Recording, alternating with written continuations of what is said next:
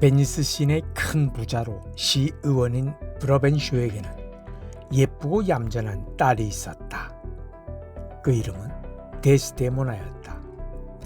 이 얌전한 처녀는 아버지의 극진한 사랑을 독차지하고 있을 뿐 아니라 그 거대한 재산을 상속받을 권리의 소유자였기 때문에 구원자가 많았다. 그러나 이 처녀는 자기 나라 안에서 사는 동족 남자 중에는 자기에게 맞는 남성다운 기질을 가진 사람은 하나도 없다고 생각하였다.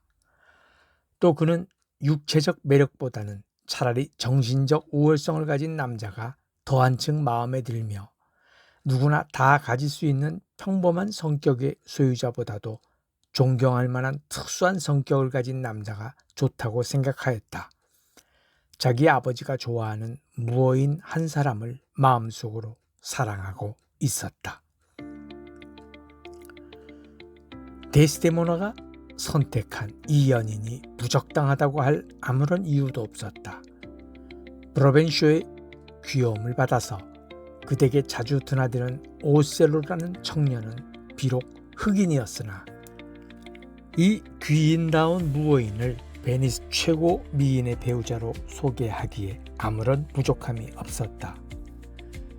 오셀로는 군인으로서 매우 용감하였고 터키와의 전쟁에서는 연전연승하는 무운을 세운 사람으로 당시 베니스 군대의 대장직에 있어서 국민의 존경과 신임을 그 한몸에 받고 있었다.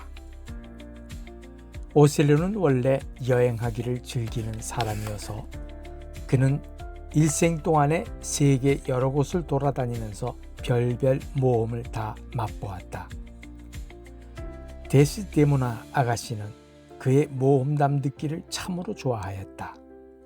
어렸을 적 이야기, 전쟁하던 이야기, 적군의 성을 쳐 부수던 이야기, 위험한 경우에 싸우면서 빠져나오던 고생담, 바다 또는 육지에서 고생하던 이야기, 적병과 1대1 접전을 할 때나 또는 대포 구멍을 향하여 막 돌격하여 들어가던 이야기, 들으면 들을수록 재미있는 이야기들, 또 언젠가 한 번은 악독한 적군에게 사로잡혀서 종으로 팔려갔던 이야기, 종살이 하면서 얼마나 혹독한 학대를 받았고 또 어떻게 겨우 도망을 해 나왔다는 이야기, 외국에 가서 구경 다니던 이야기, 광대한 사막지대 로맨틱한 동굴 채석 공장에 있는 집채 같은 대리석 덩어리, 구름 위로 불쑥 솟아오른 높고 높은 산봉우리, 야만 인종들이 사는 이야기, 사람을 잡아먹는 식인종 이야기, 또 아프리카에 사는 흑인종 중에는 머리가 어깨 위에 얹혀 있지 않고 어깨 아래로 삐쭉 내돋아 있는 기형아도 있다는 이야기, 이런 여러 가지 기담과 괴담이 순진한 처녀를 홀딱 반하게 만든 것이었다. 이런 이야기에 정신이 팔린 데스데모나는 이야기 듣는 중간에 집안에 무슨 급한 일이 생기는 때에는 오셀로더로 잠시만 기다려달라고 하고 얼른 일을 해치우고는 종종 걸음으로 도로 달려와서 오셀로의 이야기에 귀를 기울이곤 하였다. 그러다가 어떤 날 데스데모나는 적당한 기회를 택하여 자기가 지금까지 오셀로에게서 들은 이야기들은 모두 단편적이었다고 말했다. 그러고는 그가 아주 어렸을 적 시절로부터 지금까지 살아온 내력을 처음부터 끝까지 쭉 다 이야기해달라고 부탁하게 되었다. 그래서 오셀로는 젊었을 때부터 그의 생애가 과연 얼마나 비참한 것이었던가를 이야기하여서 이 순진한 처녀의 눈물을 자아내게 되었다. 긴 이야기가 끝나자 처녀는 그의 생애를 통하여 그가 겪은 고난을 동정하여 한숨을 쉬고 좀 애교를 떨면서 그 이야기들이 모두 다 과거지사이기는 하지만 그 얼마나 가련하고 불행한 일인가, 하나님께서 한 사람을 출생시켜서 그런 고생을 시킨 데 대하여 하나님께 감사하노라고 말했다. 그리고 오셀로가 자기 일신상 이야기를 전부 들려주어서 고맙다고 인사하였다. 그러고는 만일에 그의 친구 중에서 어떤 처녀와 연애할 욕망이 있다면 오셀로가 지금 이야기에 들려준 이야기를 그 친구에게 자세히 들려주어서 자기가 사랑하는 처녀에게 그 이야기들을 잘 들려준다면 그 이야기를 들은 처녀는 그 남자에게 홀딱 반해버릴 것이라고 말하였다. 이 처녀의 마음씨와 함께 불키는 낯빛이 오셀로에게 용기를 주었다. 오셀로는 노골적으로 이 마음씨 좋은 이 처녀를 향하여 사랑을 고백한 다음 구원을 하여 성공하였다. 오셀로는 얼굴 빛깔로 보나 재산으로 보나 이 처녀의 아버지인 브로벤쇼가 사유로 쉽게 맞아들일 자격은 없었다. 아버지는 딸의 자유를 구태여 구속하고자 하는 사람은 아니었으나 자기 딸이 의례 베니스시 귀족 중에서 의원이나 혹은 의원 후보자가 되는 청년 중에서 남편감을 고르려니 하고 기대하고 있었다. 그런데 딸은 결국 아버지 눈을 피하여 이 무어인을 사랑하여서 그가 흑인임에도 불구하고 자기의 마음과 운명을 이 남자의 용감스러운 육체와 원만한 성격에 전적으로 의뢰하게 되었다. 데스데모나는 자기를 사모하는 여러 백인들의 흰 얼굴과 혈색보다 이 나라 전 여성이 싫어하는 흑인 오셀로를 사랑하였기에 그의 검은 얼굴이 더한층 존경스러운 생각이 들어서 한 번 택한 그의 남편에 대한 애정과 부배에 절대적으로 충실할 수 있었다. 그것은 비밀리에 맺은 결혼이었는데 그 비밀은 오래가지 못하고 결국 브로벤쇼 영감님의 귀에 들어갔다. 대로한 브로벤쇼는 무어인 오셀로가 마술로 자기 딸 데스데모나를 꿰어서 제 아버지의 허락도 없이 비밀 결혼을 하였으니 그 결혼은 무효로 하고 오셀로를 처녀 유인죄로 처벌해달라고 고소를 하게 되었다. 그런데 바로 이때 정부에 정보가 들어오기를 그 당시 베니스의 영토인 사이프러스 섬을 탈환할 목적으로 터키 군대의 대함대가 쳐들어온다는 것이었다. 이 적을 물리치려면 베니스 정부로서는 오셀로의 힘을 빌리지 않고서는 속수무책인 형편이었다. 이 위기를 맞아 적의 침략을 방어할 수 있는 대장은 오셀로 한 사람밖에 없다는 것을 너무나 잘 알고 있었다. 처녀 유인죄로 재판을 받으려고 법정에 나섰던 오셀로는 베니스 법률에 의해 죄가 확정되면 사형에 처하게 되어 있었다. 그럼에도 불구하고 그 자리에 나라가 위기에 처했으니 중임을 맡길 수밖에 없는 지경에 이르렀다. 의원석에 자리 잡은 나이든 브로벤쇼는 우울한 분위기가 도는 법정에서 침착한 변론을 전개시켜야 할 처지에 있었다. 하지만 그의 분노가 너무나 극도에 달하였기 때문에 대단한 적개심을 품고 변론하였다. 그 후에 피고 오셀로가 변명할 때에는 그는 웅변가는 아니었으나 솔직하게 자기가 데스데모나와 사랑하게 된 경위를 조용조용히 자세하게 고백하였다. 그 변명을 듣고 난 법원장까지도 이런 솔직한 고백이 능히 처녀의 마음을 감동시켜서 사랑을 싹트게 하였을 것은 무리가 아니라는 의견을 갖게 되었다. 또 오셀로가 데스데모나를 유혹하느라고 썼다는 마술 혹은 요술이라는 것은 연애에 열중하는 남자가 누구나 다 사용하는 정직한 방법과 다른 점이 없다고 인정되었다. 피고가 사용한 요술은 단지 자기가 사용하는 여자의 귀를 솔깃하게 한 달콤한 이야기에 지나지 않는다는 의견이었다. 데스데모나가 친히 법정의 증인으로 불려와서 증언할 때 오셀로의 변명은 그 전부가 사실이라고 주장하고 나서 자기 아버지에게 간구하기를 여자로서 그를 낳고 길러준 부모에게 바쳐야 할 효도는 물론 중요합니다. 그러나 그보다도 자기 남편에게 바치는 의무가 더 소중해야 한다는 사실은 다른 누구보다도 바로 자기 어머니가 본보기가 되었으니 아버님께서는 그 점을 참작하여서 관대하게 용서해 주시기를 바랍니다. 라고 말하였다. 프로벤쇼는 자기 주장이 받아들여지지 않는 것을 깨닫자 마침내 무어인에게 사과하고 하는 수 없이 자기 딸을 그의 아내로 준다고 허락하였다. 그러고는 자기 딸을 향하여 자식이 단 하나인 것이 다행이지 만일 딴 자식이 데스데모나와 같은 불효막심한 행동을 했다면 자기는 그 자식의 모가지를 비틀어서 죽였을지도 모를 것이라고 말하였다. 이 어려운 문제가 원만히 해결을 보았으니 보통 사람 같으면 잘 먹고 잘 노는 것이 자연스러울 것이다. 그러나 오셀로는 군인인지라 군대 생활이 그에게는 더 자연스러우므로 곧 사이프러스로 적을 방어하려고 나가게 되었다. 데스데모나로서도 전쟁터로 남편을 내보내는 것은 위험한 일이기는 했으나 갈 바에는 빨리 떠나보내는 것이 영광이므로 신혼부부의 서로 그리운 정을 억누르고 쾌활한 태도로 남편을 전송하였다. 오셀로가 사이프러스 섬에 상륙하자마자 바다에 폭풍이 크게 일어나 터키 함대가 전멸했다는 소식이 왔고 전쟁은 당분간 없게 되었다. 그러나 이것이 오셀로에게는 큰 심적 고통이 엄습하여 오는 한 빌미가 되었던 것이다. 그것은 그렇게도 순진한 아내를 싸고 도는 모략이 적이나 악한 일보다도 더 한층 마음의 불안을 일으키는 요소가 되기 때문이었다.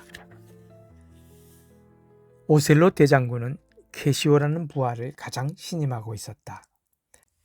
이 미카엘 캐시오는 플로렌스 태생으로 젊고 유쾌하고 음탕하여 여성들이 좋아하는 성격의 소유자였다. 그는 미남자인 동시에 또 구번이 좋기 때문에 젊고 아리따운 아내를 데리고 사는 나이 많은 사람들은 대개가 다 이 청년에게 질투심을 느끼고 있었다. 오셀로도 물론 자기 나이보다는 너무나 젊은 아내를 데리고 살았으나 고귀한 성격을 가진 사람이므로 질투는 모르고 지내는 사람이었다. 비열한 짓은 하지도 않거니와 상상도 못하는 사람이었다. 데스데모나와 사랑놀이를 할 때에 오셀로는 자기 자신에게는 여자를 다루는 부드러운 기술이 부족한 것을 자각하고 있었다. 그래서 여자를 즐겁게 해주는 재주를 가진 이 캐시오를 가끔 동반하여 셋이서 놀기도 하고 또 때로는 캐시오를 자기 대신으로 혼자 보내서 아내를 즐겁게 해주도록 하기도 하였다. 이러한 관계로 데스데모나는 물론 남편에게 정조를 원만히 지키면서도 남편 다음으로는 캐시오를 제일 좋아하고 신임하고 있었다.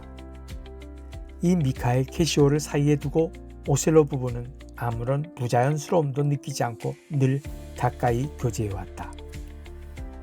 그래서 캐시오는 오셀로의 가정을 자주 방문하여 셋이 모여 앉아서 자유롭게 떠들고 농담하며 놀곤 하였는데 그것이 오셀로에게도 싫지 않고 좋았던 것이다.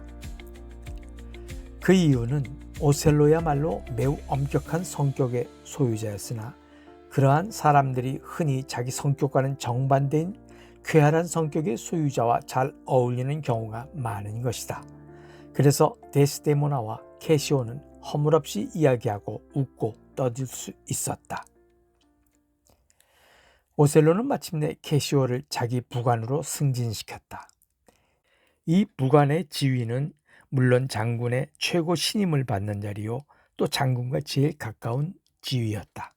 그런데 캐시오의 승진이 이아고라는 한 장교의 비위를 크게 거스르게 하였다.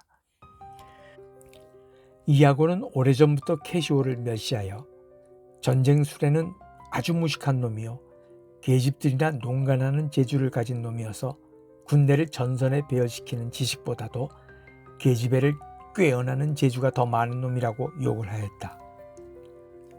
이아고 자기가 장군의 부관이 되기에 캐시오와는 비교도 안 되는 적임자라고 생각하고 있었는데 캐시오가 그 귀한 자리를 차지하는 것을 본 이아고는 캐시오와 오셀로를 둘 다 미워하게 되었다. 오셀로가 캐시오를 편애하는 것이 이아고에게는 큰 불평이었다.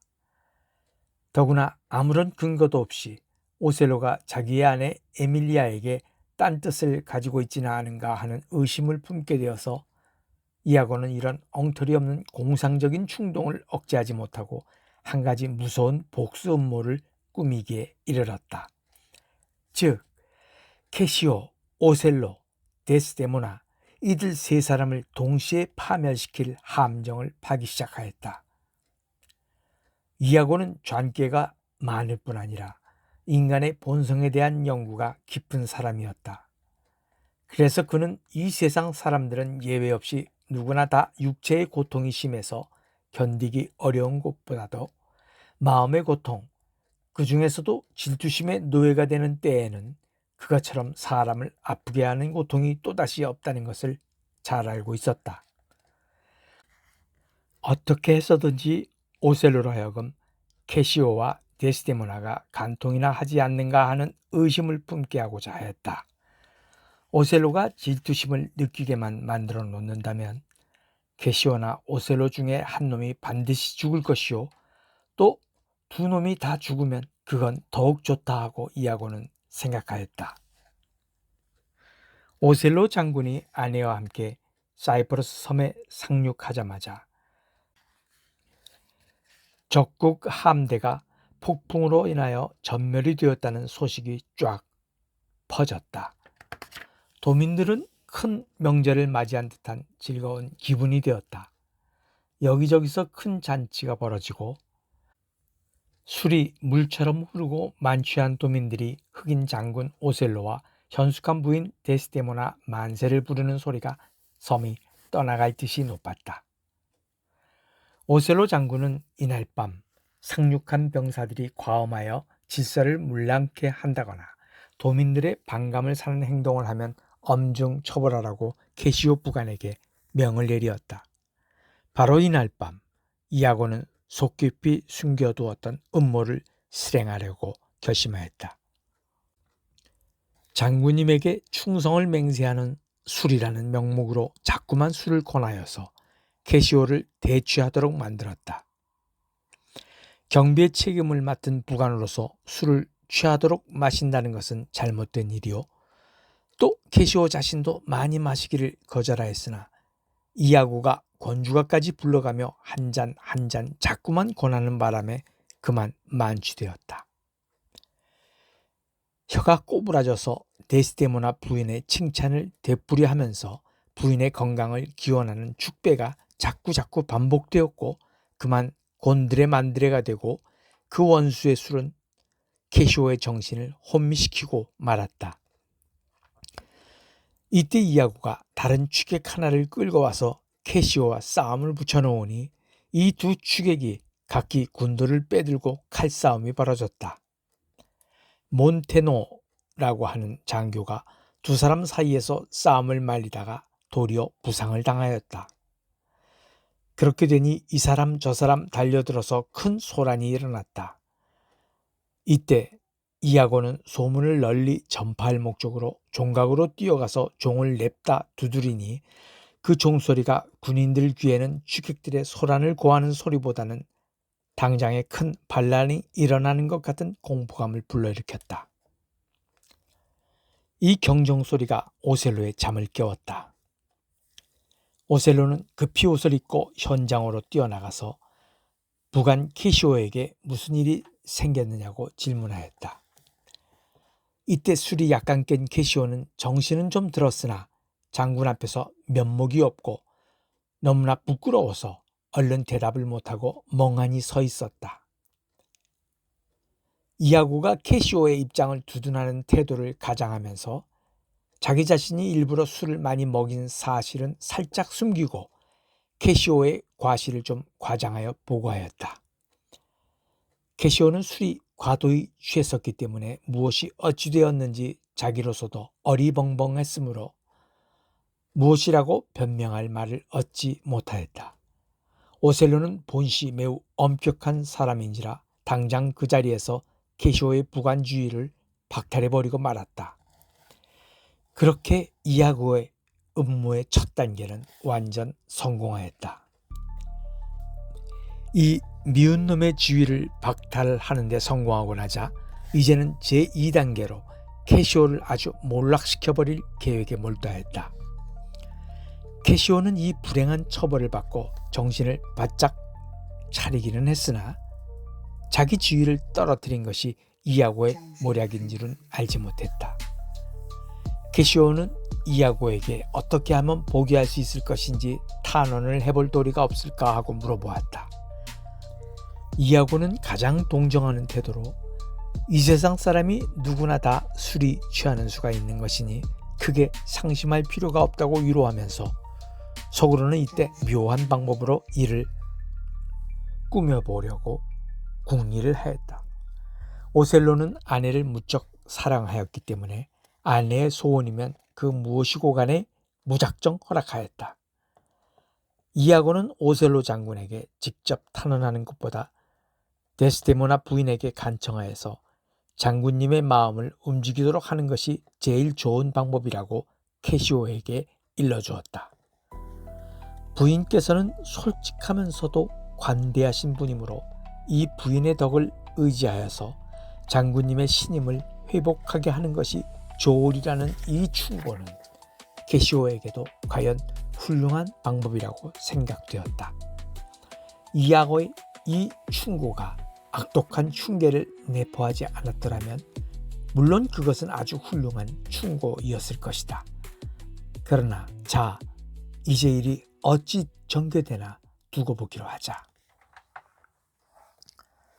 캐시오는 이아고의 권고에 따라 즉시 데스데모나 부인에게로 찾아가서 간청을 하였다. 부인은 이러한 정직한 탄원에는 마음이 쉽게 움직이는 분이므로 즉시 노력하기로 약속하며 만일 실패한다면 자기 목숨 내기를 해서라도 꼭 성사시키겠나라고 장담하였다. 곧 부인은 진지한 태도이면서도 아양이 섞인 어조로 오셀로에게 탄원하였으나 오셀로로서는 캐시오에 대한 환멸이 너무나 컸으므로 거절하고 말았다.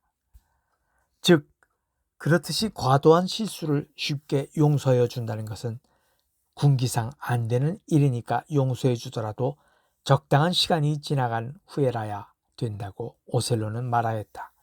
그러나 부인은 또 부인대로 그리 쉽사리 물러날 사람이 아니었다. 그래서 그 시간을 넉넉 잡아 내일 밤까지 응 안 돼. 그럼 모레 아침까지 응 안 돼. 그럼 글피 아침까지 이 이상은 1시간도 더 양보할 수 없노라고 부인은 버텼다. 부인은 불쌍한 캐시오가 그래 술잔이나 마셨다고 해서 그렇게도 혹독한 모욕을 주는 것은 너무 과하지 않느냐고 남편에게 따졌다. 그래도 오셀로는 그냥 고집을 세웠다. 부인은 글쎄 웬 고집이에요 이게. 내가 이렇게도 간절하게 비는데 이러실래요? 이 캐시오, 미카엘 캐시오라는 사람은 당신이 한때는 이 사람을 당신 대리로 나한테 보내어 내 귀에 사랑을 속삭이게 하여서 내 마음을 기쁘게 해주었고 또 가끔 내가 그 사람 앞에서 당신의 흉을 보면 그이는 언제나 당신 편을 들어주곤 하지 않았어요? 그런데 이제 와서 그래 이만한 청도 들어주지 못하겠단 말이에요. 당신이 나를 얼마나 사랑해 주는가를 저울질해 보고 싶으면 이런 작은 청으로 당신을 시험해 보지는 않겠어요. 이렇게까지 간언하니 오셀로는 더 거절하지 못하고 미카엘 캐시오를 재등용하기는 하겠지만은 잠깐 동안의 시간 여유를 달라고 아내에게 빌다시피 하였다. 오셀로와 이아고가 함께 우연히 데스데모나의 방으로 들어서는 순간에 캐시오가 부인에게 와서 복직되도록 도와달라고 간청하고 나서 뒷문으로 나가는 그 뒷모습이 그들 눈에 띄었다. 악한 모략을 꾸미는 데는 위대한 기술자인 이아고는 혼잣말처럼 꼴불견이로군 하고 속삭였다. 오셀로는 이 말을 듣기는 했으나 별로 염두에 두지 않고 아내와 상의하는 데 정신이 팔려서 그 말을 잊어버리고 말았다. 그러나 오셀로는 얼마 후에 아까 들은 이아고의 속삭임이 자기 기억에 남아있는 것을 깨달았다. 데스데모나가 방에서 나간 후 이아고는 단순히 방금 자기 머리에 떠오른 어떤 부질없는 생각을 만족시키려고 하는 태도로 오셀로가 지금 부인에게 구원하러 갔을 때 캐시오가 그 사실을 알고 있었는지 모르고 있었는지 아느냐고 오셀로에게 물어보았다. 이 물음에 오셀로 장군은 캐시오가 그것을 알고 있었다고 시인하고 또 자기가 구원을 하려고 마음먹고 데스데모나를 자주 찾아다닐 적에 캐시오를 시켜서 중매를 서게 한 일까지 있었노라고 대답하였다. 이 대답에 이아고는 이마살을 찌푸리면서 마치 자기가 아주 기상천외의 말을 들은 듯이 아니 그게 참 말씀이오니까? 하고 소리를 질렀다. 이 고함 소리가 오셀로의 마음속에 깃들었던 그 속삭임. 아까 둘이서 이 방으로 들어올 때 캐시오가 뒷문으로 나가는 것을 보고 이아고가 속삭인 그 한마디가 새삼스러이 똑똑히 떠올랐다. 혹시나 무슨 이상스러운 별다른 의미가 그 한마디 속에 포함되어 있지는 않았는가 하는 의혹이 생기기 시작하였다. 오셀로는 이 이아고라는 사람을 늘 공정한 사람, 신용할 수 있는 사람으로만 믿고 있었으므로 지금 그놈의 속에 어떠한 꾀, 어떠한 악독이 들어있는 것을 깨닫지 못했다. 오셀로의 생각에는 필연코 지금 이 정직한 사람에게 차마 말로 표현하지 못하는 어떤 내막이 숨겨져 있지는 않을까 하는 의심이 생겼다. 그래서 오셀로는 이아고에게 무슨 일이든 알고 있으면서도 말하기를 꺼리는 것이 있으면 기탄 없이 말해달라고 하였다. 아무리 불쾌한 일일지라도 솔직하게 들려달라고 요청했다. 이아고는 더러운 물건이 절대로 드나들지 않는 성당 같은 제 마음속에 혹시나 하나의 음괴스러운 생각이 침범해 들어왔다면 어찌하시겠습니까? 하고 말을 시작하고는 계속하여 만일에 오셀로 장군이 관찰력의 부족으로 인하여서 신변에 어떠한 위해가 박도하게 된다면, 그러나 선량한 사람들의 명예는 불확실한 약간의 의혹만으로도 판단할 수 없는 것이다.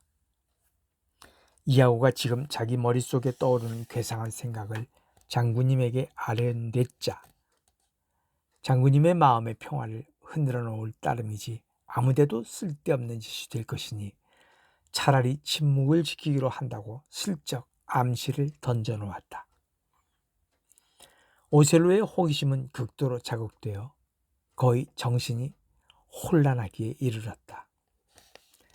이때 이아고는 장군님의 심기를 공연히 어지럽게 만들어서 대단히 죄송하다고 사과하면서 지금 말씀 올린 것은 오직 상상일 뿐이지 확증이 없으니까 조금 더 의심하실 필요는 없다. 그러나 가장 삼가셔야 될 일은 공연한 질투심의 발로를 절대로 피하도록 하여야 된다고 충고하였다. 이러한 요술로서 악한 이아고는 방어선을 치지 아니한 오셀로의 마음속에 의혹의 씨를 뿌려놓은 것이었다. 그러고는 또다시 한 번 더 의심을 절대로 삼가야 한다고 되풀이해 말하였다. 거기 대하여 오셀로는 나의 아내는 아주 공정한 성격을 가져서 친구 사귀기를 무척 좋아하고 연애에 참석하기를 즐기며 이야기하기를 즐기고 노래도 좋아하고 노름도 좋아하고 춤도 썩 잘 추는 여자이다. 그러나 그의 정조에는 일호의 의심도 할 여지가 없어. 내 아내가 부정하다고 의심한다면 나는 확실한 증거를 요구할 것이오. 하고 말하였다. 이에 대하여 이아고는 아내의 부정을 믿지 아니하는 것은 참으로 장한 일이라고 추켜올리고, 물론 아무런 증거도 없다고 맹세하고 나섰다. 그러나 캐시오가 부인과 한방에 있을 때에는 부인의 행동을 유심히 주목하여야 된다고 충고하였다. 주목할 필요가 있다는 것은 무슨 의심할 점이 있어서 그렇다는 것이 아니라 이아고 자신은 이탈리아 태생이므로 외국인 오셀로 장군님보다는 이탈리아 여성들의 기질에 관한 이해가 월등하다고 결론지었다. 더군다나 이 베니스는 이탈리아 전국을 통하여 풍기가 제일 문란하기로 유명한 곳이어서 베니스 여자들은 자기 남편에게 절대로 보이지 않는 묘한 공말을 연출하는 여자들이 수두룩하다고 한마디 더 던졌다. 또다시 말을 이어서 데스데모나 부인으로 보더라도 자기 친아버지를 속이고 오셀로 장군과 비밀 결혼을 한 여성인 만큼 그 비밀을 지키는 기술이 묘했던지 그의 부친은 딸이 마술에 걸렸다고까지 생각하지 않았는가. 이렇게까지 암시 깊은 말을 듣는 오셀로의 마음은 크게 요동치기 시작했다. 자기 아버지를 그렇게 깜짝같이 속인 여자가 지금 남편을 또 속이지 않으리라고 어찌 장담할 수 있을까? 이아고는 장군의 마음을 공연히 동요시켜서 대단히 죄송하다고 사과하였다. 그러나 오셀로는 겉으로는 무관심을 가장하면서도 속으로는 등이 바싹 달아서 이아고더러 어서 더 말해달라고 간청했다.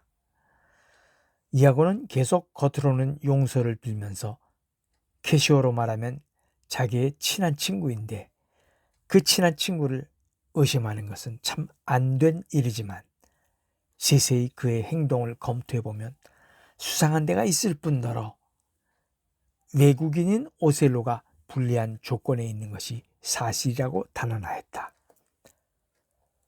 그것은 무엇인고 하면 데스데모나가 처녀였을 때 그와 동족인 여러 미남자한테서 구원을 받았는데 그것을 다 물리치고 하필 흑인인 오셀로를 자기 배우자로 택한 것은 그 여자가 일종의 괴벽스러운 성격의 소유자인 증거라고 볼 수 있다.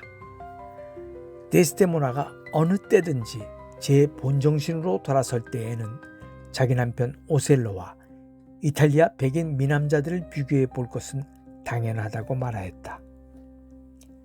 그래서 이아고는 마지막으로 캐시오의 복직을 얼마 동안 연기해 나가면서 데스데모나가 그 얼마만한 열성으로 캐시오의 복직을 강구하는지 그 정도를 헤아려 보면 다 그렇고 그런 것을 알아내게 되리라고 오셀로에게 말했다.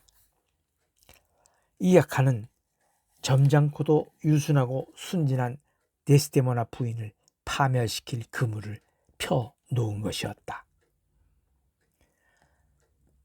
이 오랜 대화가 끝나고 서로 헤어지면서 이아고는 부인의 부정이 확실한 증거로 나타나기 전에는 절대로 의심을 품지 말고 꼭 믿어야 된다고 오셀로에게 다짐받았고 오셀로는 꾹 참고 있겠노라고 이아고에게 약속하였다. 그러나 속아 넘어간 이 순간부터 오셀로에게는 안정이 사라지고 말았다. 밤을 뜬 눈으로 새우기가 일쑤였다. 잠을 좀 자보려고 아편도 써보고 수면제도 써보았으나 잠을 이루지 못하였다. 그가 맡은 직업에도 마음이 가지 않았다. 무기를 다루는 것도 아주 무의미해졌다. 이때까지는 군대 행진만 보아도 바람에 날리는 깃발만 보아도 군복을 몸에 두르고 거리에 나서기만 하여도 가슴이 막 울렁거리는 흥분을 느꼈었고 북소리, 나팔소리, 군마의 발굽소리만 들려도 흥이 저절로 나곤 했었다. 그런데 지금에 이르러서는 군인으로서의 명예심과 정열이 다 사라진 것을 발견하였다. 어떤 때 보면 아내가 어디까지나 정숙해 보이다가도 또 어떤 때 보면 그렇지 않아 보이고 어떤 때는 이야고가 꼭 바른 말을 하는 것 같이 들리다가도 또 어떤 때에는 거짓말로 들리기도 하였다. 그는 이런 이야기를 애초에 듣지 않았더라면 좋았을 것이라고 후회하기도 하였다. 설사 아내가 캐시오를 사랑한다 하더라도 자기가 모르고 있었으면 이렇게 고민하지는 않을 것이라고 생각하였다. 이런 어지러운 생각을 걷잡을 수 없어서 한 번은 이야고의 목을 졸라주고 데스데모나의 부정 행동의 증거를 당장 내놓지 않으면 죽여버린다고 협박도 하게 되었다. 이야고는 자기 말을 믿어주지 아니하는 것이 원망스럽다고 탄식하면서 지나가는 말처럼 데스데모나가 빨간 물이 든 손수건을 들고 있는 것을 본 기억이 있는가 오셀로에게 물어보았다. 오셀로는 그 빨간 손수건은 자기가 데스데모나와 결혼할 때 선물로 준 것이라고 말하였다. 이야고는 그러나 저는 바로 어제 낮에 미카엘 캐시오가 그 빨간 손수건으로 이마에 땀을 씻는 것을 보았는데요 하고 말하였다. 오셀로는 만일에 그것이 사실이라면 그 연놈을 단번에 때려 죽이겠다고 맹세하였다. 공기처럼 가볍고 사소한 증거품도 질투로 가득 찬 남자에게는 견딜 수 없이 귀중한 증거품처럼 보이는 법이다. 자기가 아내에게 선물로 준 그 손수건이 어떠한 경로로 캐시오 손에 들어가게 되었는지 그 진상을 조사해 볼 마음에 여유도 없이 오셀로는 연놈을 다 죽여버린다고 떠들었다. 데스데모나 같이 정숙한 여자가 남편으로부터 받은 선물을 딴 남자에게 줄 리가 없었다. 데스데모나를 모함하기에는 수단을 가리지 아니하는 이야고란 놈이 선량하긴 하나 겁쟁이인 자기 아내를 꿰어 협박하여서 데스데모나의 손수건을 훔쳐오게 했다. 그러고는 캐시오가 늘 다니는 길가에 떨어뜨려 놓아 그것을 본 캐시오가 뭣도 모르고 주워들고 다녔던 것이다. 이야고가 이런 함정을 파놓고 오셀로에게는 부인이 캐시오에게 손수건을 준 것이라고 거짓말을 한 것이다. 오셀로는 곧바로 아내를 찾아갔다. 머리가 몹시 아프니 하기는 머리가 아프게 되기도 했지만 머리를 싸매게 손수건을 좀 달라고 말했다. 아내는 손수건을 한 개 내주었다.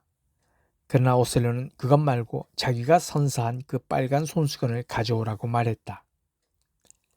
데스데모나는 어찌 되었는지 어디서 잃어버렸는지 없어졌다고 대답하였다. 오셀로는 아니 그게 무슨 소리야? 그런 실수가 어디 있어? 그 손수건은 보통 손수건이 아니야. 어떤 이집트 여자가 내 어머님께 선물로 준 것인데 그 이집트 여인은 실은 무당이어서 그 손수건에는 요술이 붙은 것인데 말이야. 그 여인이 그 손수건을 내 어머님께 줄 때에 그 손수건을 간직하고 있으면 그 가지고 있는 여자에게 남편의 사랑을 끄는 매력이 생기게 해서 남편의 사랑을 독차지하게 될 것이라고 했지. 만일에 그 손수건을 잃어버리든지 혹은 딴 사람에게 주면 그 손수건이 가진 매력이 옮아가서 남편의 사랑이 사라질 뿐 아니라 도리어 미워하고 싫어하게 되는 것이니 절대 주의하라고 신신당부를 한 것이오. 어머님이 세상을 떠나시던 날 그것을 나에게 주시면서 언제든 장가를 들 때에는 그 손수건을 신부에게 주라고 유언을 하신 것이오. 그래서 내가 그 손수건을 첫날 밤 당신에게 준 것인데 그걸 그렇게 소홀히 하면 어떻게 하오? 내 눈동자보다 그 손수건을 더 귀중히 생각하여야 할 터인데. 이런 말에 부인은 깜짝 놀라서 아니 이 세상에 그런 요술이 있을 수가 있어요? 하고 물었다. 그렇지. 그 손수건은 요술 붙은 손수건인데 지금으로부터 약 200년 전에 살던 어떤 요녀가 무당 내릴 때 만든 손수건으로 그 손수건의 재료인 명주를 짠 실은 하나님의 축복을 받은 누에들이 뽑은 실이요. 그 빨간 물감은 죽어서도 몸이 썩지 않는 처녀들의 심장에서 뽑아낸 피로 염색한 것이랍니다. 이러한 괴상한 힘을 가진 손수건을 잃어버린 데스데모나는 겁이 바싹 났다.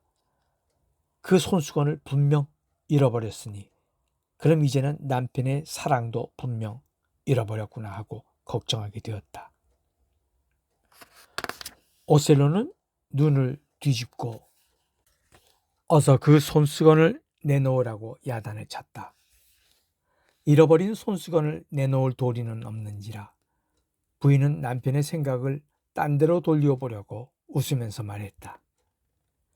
그가 그런 괴상한 손수건 이야기를 하는 것은 자기가 미카엘 캐시오와 다정하게 지내는 것이 시기가 나서 캐시오와 자기가 친히 지내는 것을 금지시키려는 모략으로 생각한다고 말했다. 아무리 그래도 자기는 캐시오를 좋은 친구로 믿는다고 말하는 순간에 오셀로는 그만 발작을 일으키며 문을 박차고 나가버렸다. 혼자 남은 데스데모나는 설마 그러기야 하랴 하고 의심은 하면서도 혹시나 남편이 질투를 시작하면 참 큰일이라고 생각하였다. 도대체 무슨 이유로 남편이 질투를 하는지 이해할 수가 없었다. 혹시나 베니스 본국에서 무슨 언짢은 뉴스가 전하여 왔는지도 알 수 없는 일이요. 어쨌든 국가에 무슨 곤란스러운 사건이 생겨서 말은 못하고 혼자 끙끙 앓으면서 딴 곳에다 화풀이를 하는 모양이라고 생각하였다. 그래서 이 세상 남자가 신이 아닌 이상 신혼날 밤 남편의 사랑이 오랜 뒤까지 계속되기를 어찌 바랄 수 있으리요 하고 혼자 한탄하는 것이었다. 오셀로와 데스데모나는 그 다음 다시 만났다. 오셀로는 더 한층 노골적으로 아내를 막 몰아대고 남편을 배반하고 딴 남자를 사랑하는 줄 이미 다 알고 있노라고 야단법석을 떨었다. 그 남자가 누구라는 것은 밝히지 않으면서 오셀로는 엉엉 울기까지 했다. 데스데모나는 하도 기가 막혀서 아니 이게 웬 망령이시오.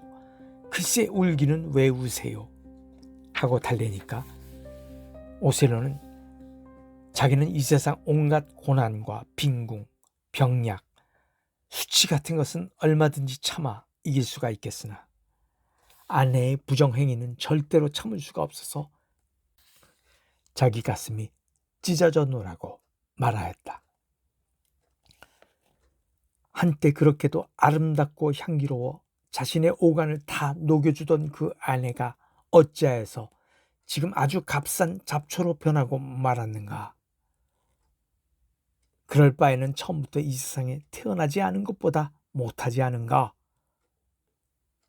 이렇게 욕을 퍼붓고는 휙 나가버렸다. 남편이 나가버린 후 이 순진한 부인은 너무나 놀라고 어이없어서 무거운 졸음이 엄습하는 것을 참을 수 없었다. 곧 시녀들어 첫날 밤 신방에 폈던 그 이부자리를 깔아달라 하고 그 자리에 누워서 기다렸다. 데스데모나는 자리에 누워서 남편이 곧 옆에 와서 누우려니 하고 기다리다가 어느덧 잠이 들고 말았다. 갑자기 너무도 가슴 아픈 일을 당했으므로 몸이 몹시 피곤했던 것이다. 오셀로는 부정한 아내를 꼭 죽여버릴 생각을 세워가지고 침실로 살그머니 들어왔으나 고요히 잠든 아내의 얼굴을 들여다볼 때 피를 흘릴 생각이 없어졌다. 그렇듯이 백설 같은 살결, 석회석같이 맑은 피부에 상처를 내줄 생각도 사라져 없어지고 말았다. 그러나 그는 이 여자는 꼭 죽여버려야만 하겠다고 생각하였다. 이 여자를 살려두면 지금 자기 혼자만이 배반당한 것도 억울한데 앞으로 필경 여러 남자를 배반할 것에 틀림없으리라고 속단하였다. 그러나 죽이기 전에 그는 마지막 키스를 막 퍼부었다. 이 키스에 데스데모나는 잠이 깨었다. 그는 남편의 얼굴을 쳐다보았다. 남편은 이때 입술을 꽉 물고 눈동자는 핑 돌았다. 남편의 표정이 이쯤 되면 그것은 죽음을 표시하는 것이라고 부인은 직감하였다. 오셀로는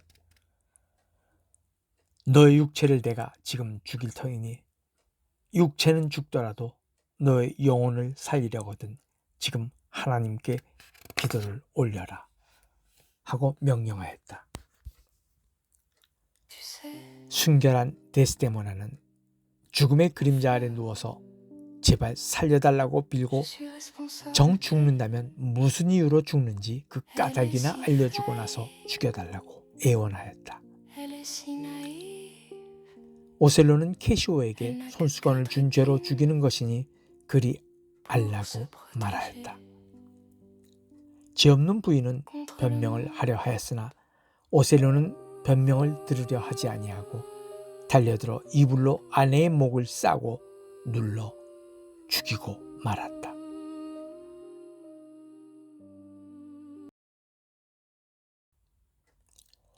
바로 이때 캐시오가 사람들의 부축을 받으면서 방 안으로 들어왔다.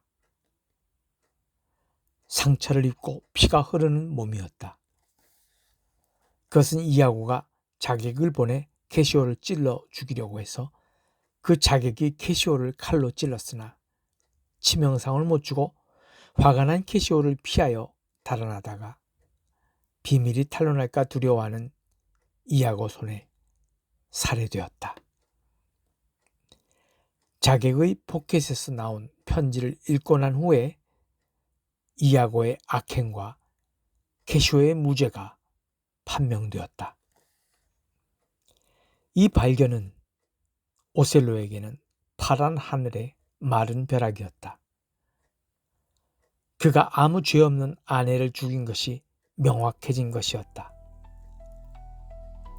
아, 자기의 사랑하는 아내, 가련한 부인, 어디까지나 정숙하고 순진한 아내를 죽이다니.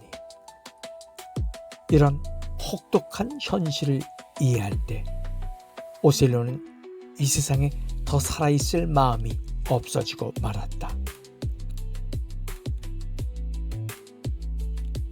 그는 자신의 칼을 빼서 거꾸로 세우고 그 칼날 위에 엎어져서 그 아내의 싸늘한 몸뚱이 위에 얹혀 죽고 말았다.